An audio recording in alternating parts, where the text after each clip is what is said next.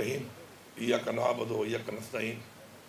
جناب minister agriculture major Sajjad صاحب, minister P H E, honourable parliamentarians, commissioner صاحب, secretary صاحب, ہمارے یہاں کے لوکل طریقہ انصاف کے ذمہ داران اور ایگریکلچر ڈپارٹمنٹ کے افسران, اہلکاران اور خواتین و حضرات, السلام علیکم. کسی بھی ملک کے آگے بڑھنے کے لیے ضروری ہے کہ اس ملک کے اندر جس چیز کا پوٹینشیل ہے اس ملک کو ان پوٹینشیل پہ فوکس کرنا چاہیے. اللہ تعالیٰ کی طرف سے جب یہ تخلیق کی گئی ہے کائنات کی, تو اس کے اندر مختلف ہر طرح کے ذخائر ہیں اور وسائل ہیں, اور ظاہری بات ہے جب وہ مختلف ممالک کی صورت میں یہاں پہ تقسیم ہوئے ہیں تو وہ ان میں بڑھ گئے اسی طریقے سے. کسی کے پاس پانی زیادہ آ گیا, کسی کے پاس زمین زیادہ آ گئی, کسی کے پاس بادیات زیادہ آ گئے, کسی کے پاس پہاڑ زیادہ آ گئے, ہر ایک کے پاس مختلف قسم کے موسم ہیں. تو وہ ممالک جنہوں نے اپنی ان پوٹینشیل وسائل کے اوپر فوکس کیا اور انویسٹ کیا وہ آگے چلے گئے, اور جنہوں نے اپنے ان پوٹینشیل پہ فوکس نہیں کیا وہ پیچھے رہ گئے.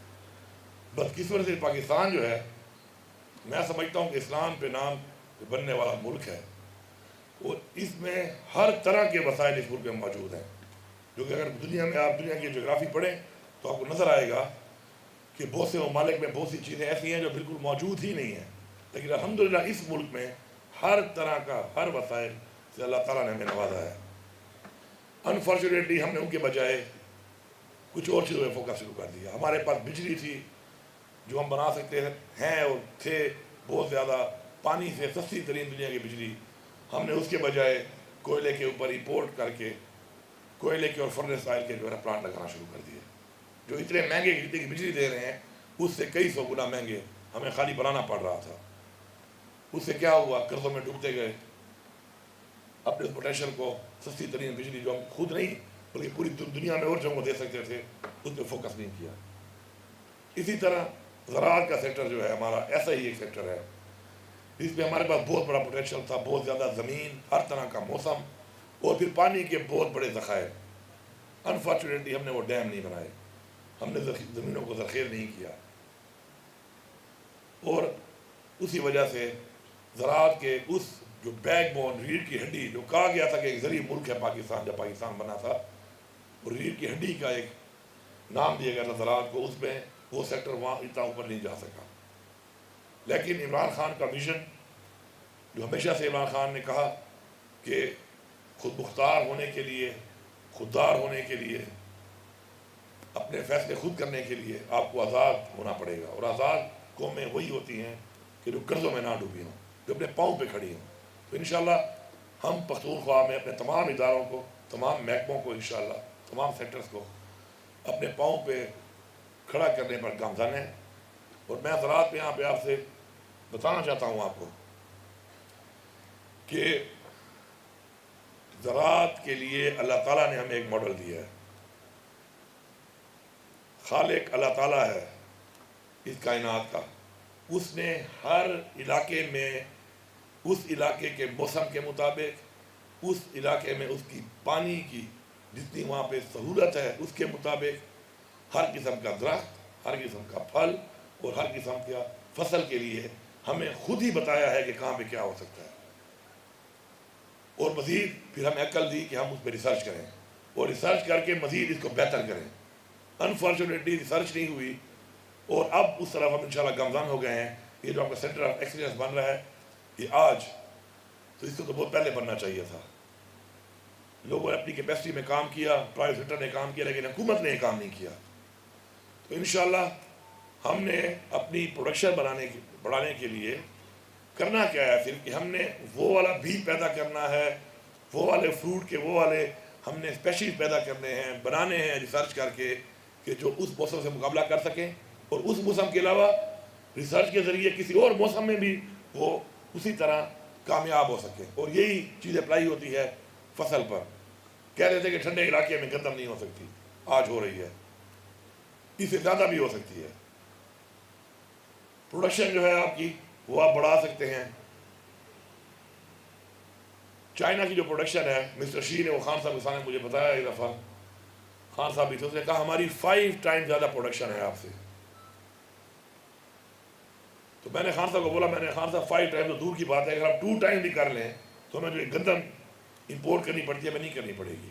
2 ٹائم صرف ہم کیوں نہیں کر پا رہے؟ تو تبھی یہ جو ایک پروجیکٹ شروع ہوا بیسیکلی اسی لیے شروع ہوا کہ ہمیں اپنی پروڈکشن بڑھانی پڑے گی. وقت کے ساتھ ساتھ، آبادی بڑھنے کے ساتھ ساتھ زمین، ظاہری بات ہے زرعی زمین کم ہوگی. جب زرعی زمین کم ہوگی تو اس کم زمین سے زیادہ پیداوار آپ حاصل نہیں کریں گے تو ظاہری بات ہے فوڈ سیکیورٹی کا ایشو تو بنے گا آپ کے لیے.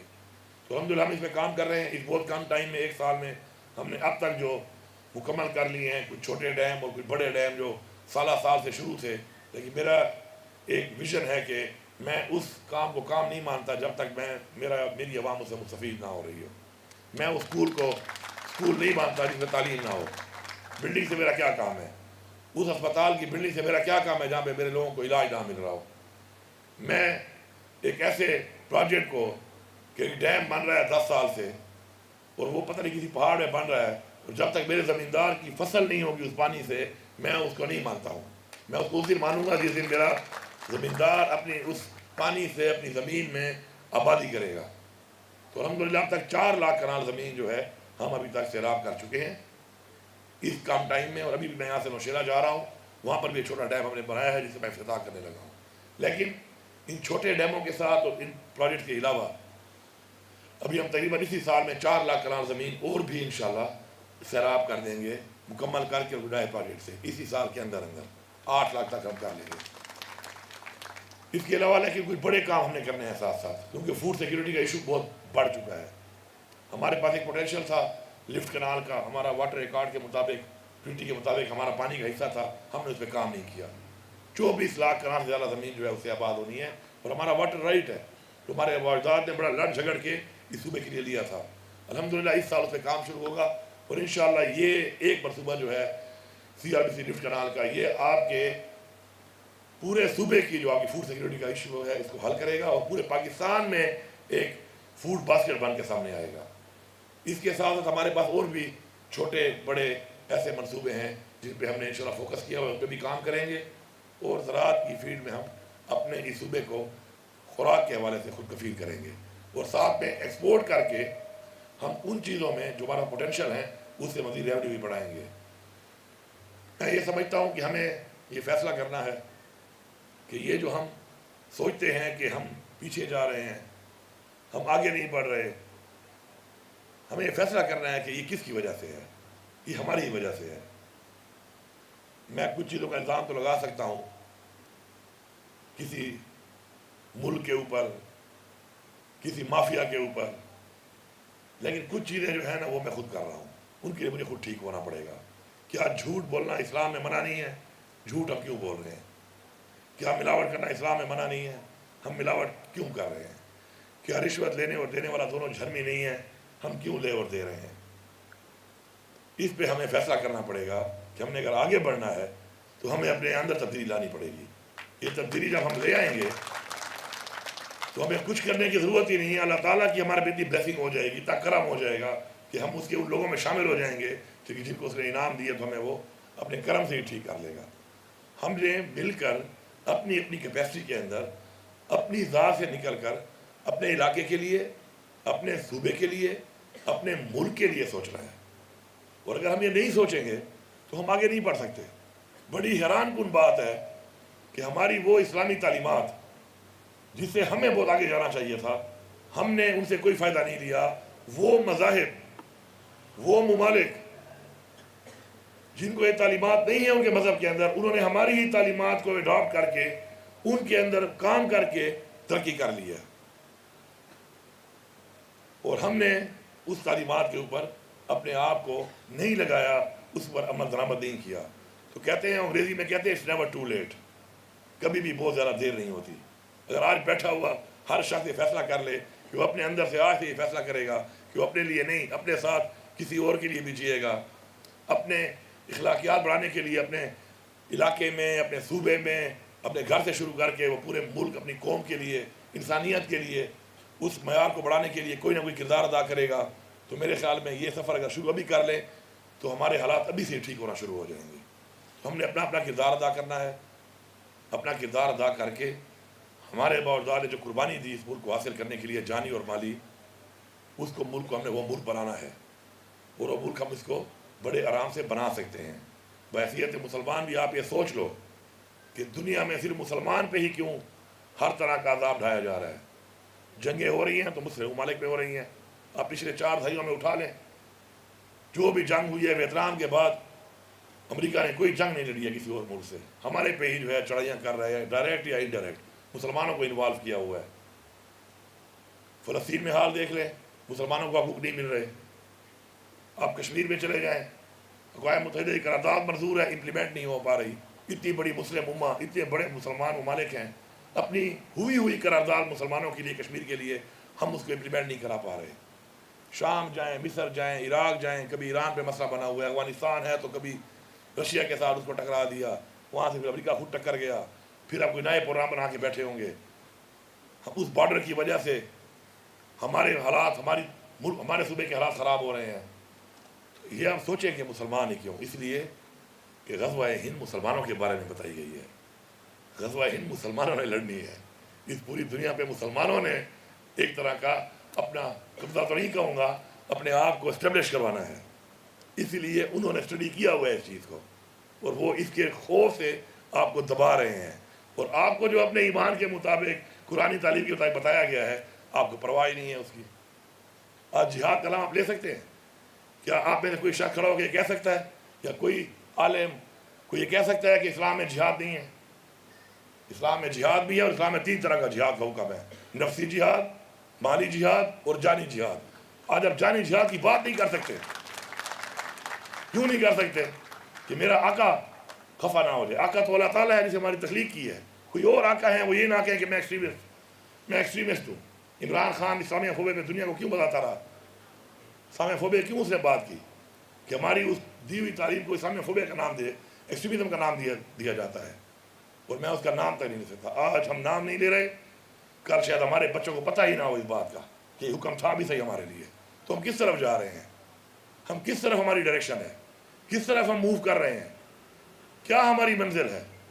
تو اگر ہم تعین کر لیں ان سب چیزوں کا اور اپنے ایمان کو مضبوط کر لیں تو انشاءاللہ وہ وقت دور نہیں ہے کہ ہم ان لوگوں میں شامل ہو جائیں گے کہ جن کے بارے میں کہا گیا تھا کہ اسلام کا سکہ پوری دنیا میں جو قوم یا جو لوگ یا جو مسلمان انشاءاللہ بٹھائیں گے وہ ہم ہوں گے.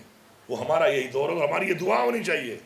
بجائے ہمیں بھاگنا چاہیے، اسے ہماری دعا ہونی چاہیے کہ ہم اس دور کے لوگوں میں شامل ہو جائیں، ان عظیم لوگوں میں شامل ہو جائیں. کیونکہ ہمارا ایمان ہے کہ یہ دنیا فانی ہے، اور ہم نے اصل میں اللہ تعالیٰ کو اس دنیا میں جو ہے حساب دینا ہے، اور وہ ہمارا اصل مقام ہے اور اصل دنیا ہے ہماری. تو اس پہ انشاءاللہ مل کے چلنا ہے. باقی میری ایک ریکویسٹ یہاں پہ ہوگی تمام محکموں کو، میں کہتا رہتا ہوں ہم نے پالیسی بنا لی ہے. ہمارے ڈسٹرکٹ کے لیے ہم نے پالیسی بنائی تھی. آپ کے توسط سے میں یہ پیغام دینا چاہتا ہوں کہ ہمارے ڈسٹرکٹ کے اندر میں نے بتایا ہوا ہے کہ کوئی بھی ادھر کے ڈومیسائل کے علاوہ بندہ بھرتی نہیں ہوگا. کسی کے حق کو کھانا اسلام میں منع ہے، کوئی کسی کا حق نہ کھائے. لوکل جو بھرتی ہے وہ لوکل ہی ڈومیسائل پہ لوکل لوگوں کی ہوگی تاکہ لوگ کام بھی کر سکیں. ایک میرٹ سسٹم ہے، صوبائی لیول پہ ہے، نیشنل لیول پہ ہے، وہ ہے کہ جو اپنے ضلع اور اپنے ایریا کی جو چیز ہے جو بتائی گئی ہے اس پہ عمل درآمد ہونا چاہیے.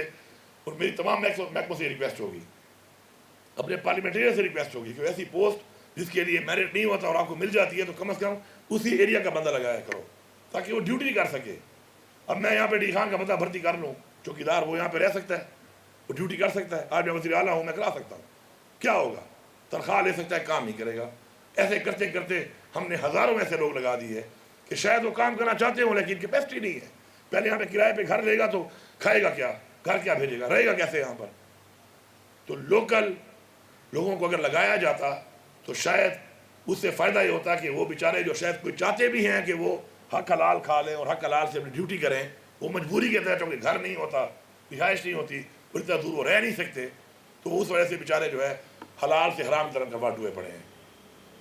تو میری گزارش ہے کہ جو آپ کو اکثر یہاں پہ ضرورت پڑتی ہوگی، بہت بڑے فارم ہے، ظاہری بات ہے، جو ڈی خان میں بھی یہ فارم ہے، مجھے اندازہ ہے اس چیز کا کہ آپ کی جو اپوائنٹمنٹس ہوتی ہوں گی، کچھ آپ لوگوں کو کوئی کانٹریکٹ پہ ڈیلی ویجز پہ بھی لیتے ہوں گے، تو یہاں کے لوکل لوگوں کو لیں.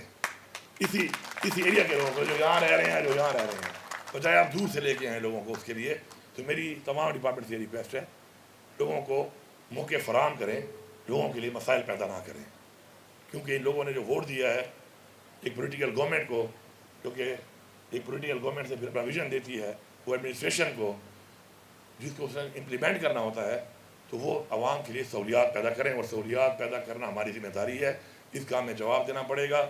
آپ میں بیٹھا ہوا یہاں پہ ہر شخص اور اپنے گھر میں سننے والا اس بات کو ہر شخص یہ ذہن میں رکھے، جتنا بڑا عہدہ، جتنا بڑا مقام، جتنی بڑی آسائشیں اللہ تعالیٰ اس دنیا میں دے گا، اس جہان میں اتنے ہی سخت سوال کرے گا، اتنے ہی سخت سوال ہوں گے، اتنی ہی سخت سزا بھی ہوگی، تو اس کو ذہن میں رکھ کے اپنا ہر عمل کریں آپ لوگ۔ آپ سب کا بہت شکریہ۔